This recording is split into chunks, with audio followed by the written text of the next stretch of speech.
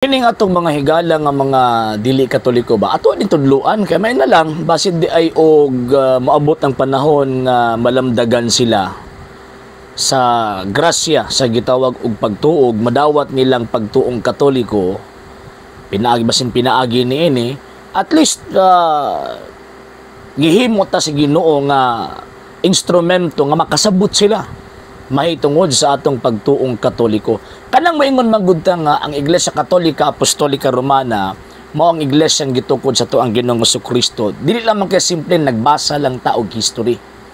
Kay ang kasaysayan manggod mga sir ug mga ma'am, dili manggod na siya basta-basta i-publish kung walay gitawag og mga ebidensya physical tawag ining about information kanang mga archaeological tawag ining mga informations and uban pa nga mga paagi sa nga madawat tong gitawag og investigation ginahimo na sa mga historians para makagather lang og credible og verified information.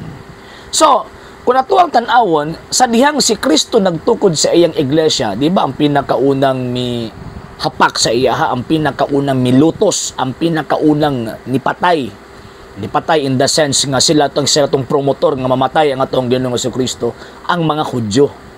Diba? Kung nato ang tan-awon o basahon nato ang balaang kasulatan, sila ang nagtrial kang Kristo nga patyon pagkahuman wala man sila katungod nga mag-execute og capital punishment at the time tungod kay under man sila sa Roman Empire. So ang nahitabo gipasakaan nila og kaso ang Kristo didto sa Roman government pinaagi ni Poncio Pilato. Kaya at that time, ang Roman government lang ang maka-execute of capital punishment of capital punishment sa kaya nga panahon. Kasi sila man ang tawag ining conqueror sa maong gitawag og lugar. So, mo tinahitabo. So, ang Kristo, gipatay, pagkahuman, gipaantos, gipatay, then after 3 days, nabanhaw. So, human sa pagsaka ni Kristo dito sa langit, ang mga apostol naapa sa gitawag og Jerusalem. Nagsugod sila og tikang 5 years after, mga around 37, 38 AD. Ngano man kay mao man na ang pag-launch sa first local persecution na gilaunch sa mga Hudyo nga gipanguluhan ni Saulo nga karon atong ginatawag nga San Pablo. So kung natuang tan-awon sa dihang nag-launch og persecution 5 years after nga ang mga apostoles na pa didto sa tawag ining Jerusalem, diha sila nahitabo nga naghinay-hinay sila og adto sa uban-ubang mga laing gitawag og lugar. Pero i-focus lang nato ang ato ang magsilbi kasaysayan dito kang San Pedro. Nga naman kay sa dusi kang mga apostoles siya ra manggod ang kwan, siya ra manggod ang magsilbi starring always ba pag Christian history ang ato ang gitawag og isgutan siya og si San Pablo.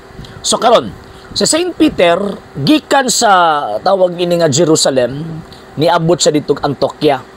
Pag-abot niya Antioquia, gi-establish niya ang Christian church at the time. Then after on that nibalik siya Joppe. Pagkahuman nibalik na pug Antioquia mo nitong pagtukod og kantong diocese.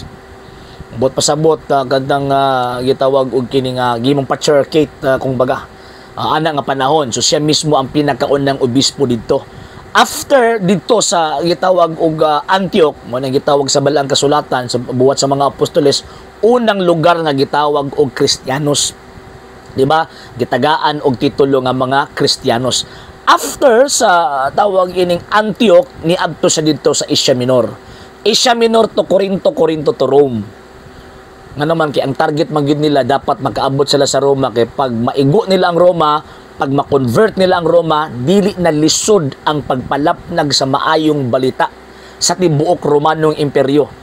Nga naman kay siyempre gamhanan gud ang Roma mo ang mga Hudyo di na makabalibad pag oras og ma-convert na ang tawag ining Rome. Nibalik lang si San Pedro dito sa Jerusalem sa 50 AD sa panahon sa katong Council of Jerusalem. And at the time, maupo na ang kamatayon o pagpasaka sa mga birhen dito sa langit.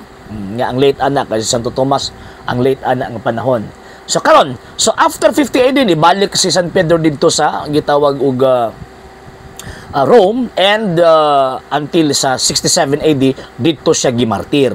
So, sa may point na ko, mga sir ug mga ma'am, Ang biyahe sa mga apostol, particularly si San Pedro, ang iyang tumong og tinguha to establish patriarchate, to establish churches. Nga naman kay at that time, si San Pedro ang visible head sa simbahang gitukod ni Ginoong Jesucristo. So na-establish niya ang Patriarchate of Antioch, na-establish po niya ang Patriarchate of tawag ining Rome. Ang Alexandria na-establish ang Patriarchate in the name of Peter, pinaagi ni Saint Mark.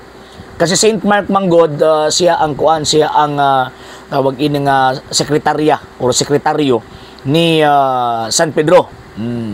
Si Saint Mark after sa 37 diadto man siya didto sa dito siya sa tawag ining Alexandria. Yan. Mumuan na kung imong tan-awon sagad sa mga naunang mga dako nga mga simbahan naa sa eastern part sa gitawag og Roman Empire.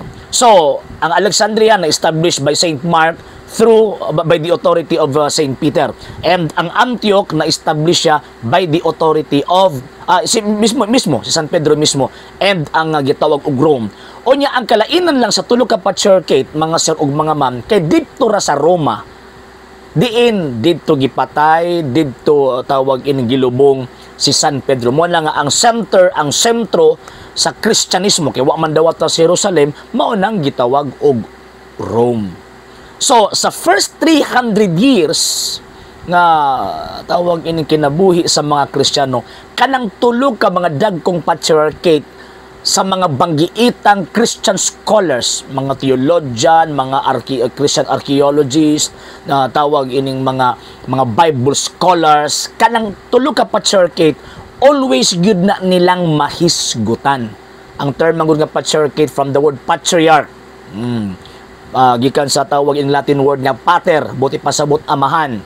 So, gitawag ang Antioch, ang Rome ug ang Alexandria nga patriarchate o patriarchates nga naman sa hinungdan kay ang Pedro nga mao ang giilan lang amahan ana nga panahon, siya mismo ang nag-establish responsable diha ni anang maong tulo kagitawag og mga patriarchates. Og every patriarchates na ay mga bishops nga nagdumala. Patriarchate of Rome, Patriarchate of Jerusalem, Patriarchate of Antioch, and Patriarchate of Alexandria. Yan na pa yung mga minor patriarchates, Laodicea, Jerusalem, actually, unom na opat ang mga minor. Tulo ang minor, tulo po ang tawag ini nga major patriarchates. So ang point nako, sa first 300 years kana nga mga patriarchates dako kaayo na og kahimuan formation sa Christian faith. Wa magkabalo ang mga Protestante nakabalo ang mga tong mga banggiitang mga theologian sa Protestante, pero kini mga sulpot nga naa sa ubos wa kabalo ana. Ngano man kay kung matudloan sila ana nga mga informations, posible nga magkatoliko sila. Ngano man kay kanang tulo ka mga patriarchates, dagong patriarchates ang gitukod ni San Pedro ang nagdumala ana mga Romano Katoliko for the first 1,000 years. Nag-ila, nagsanto papatanan. So, mo na nga, kinahanglan tang masayod, ana, kay kung kutob lang tag Bible alone, ra, Biblia ra, wag yun. Di yun kalambo ang atong gitawag og pagtuo. Kung di man kalambo, kay magsalig raman kasi imong kagaling interpretation. Dili man ka motuo sa teacher ni anang maong, mahitungod ni anang maong libro nga gitawag og Biblia.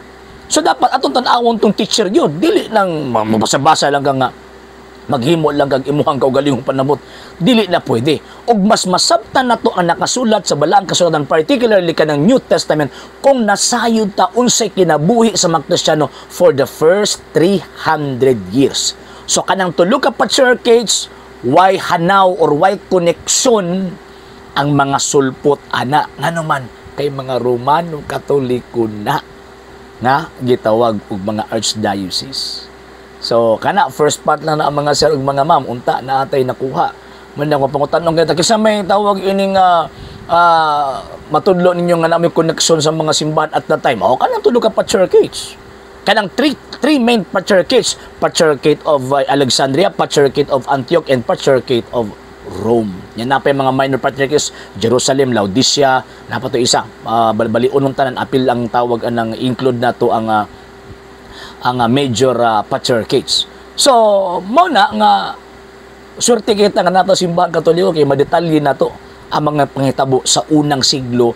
Gamiton na itong Biblia o gamiton po na itong kasaysayan.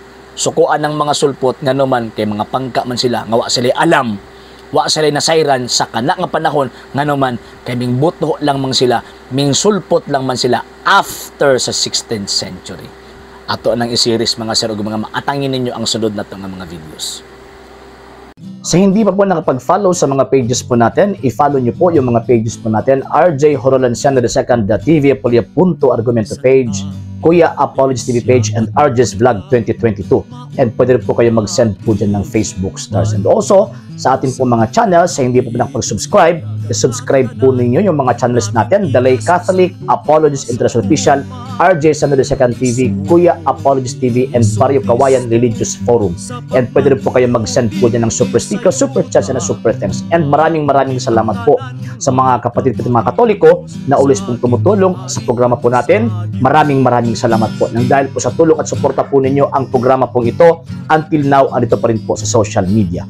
And until now din po, nangangailangan pa rin po tayo sa tulong at suporta po ninyo dahil wala po kami magagawa rito mga sir, mga ma'am, kung wala po yung tulong at suporta po ninyo. Sa gusto pong tumulong, sa gusto pong sumuporta, pwede po ninyong ipadala ang tulong at suporta po ninyo sa pamamagitan po ng ating mga account numbers dyan po sa ating pong screen.